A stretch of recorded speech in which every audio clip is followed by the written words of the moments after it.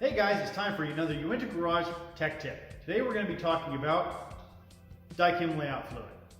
It's available from Walmart, Amazon, Office Depot, pretty much everywhere, and it's invaluable for marking crisp lines for fabrication. With this stuff, you can make tighter lines than you could if you were using a marker, and it's not going to burn away or disappear when you're using a grinder. Let me show you how it works. Okay, the way you use this stuff, it's got a little brush in here. Just brush it on your metal. Makes a nice dark spot there. Dries in seconds and shows up really clearly on clean metal, cleanish metal, and rusted metal as well. So you can see here, it's real simple to mark a line on the Dykem there, and it shows up really cleanly.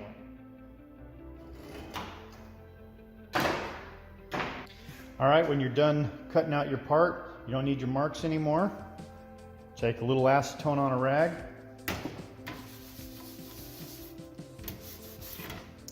Comes right off. That's been your tech tip for today.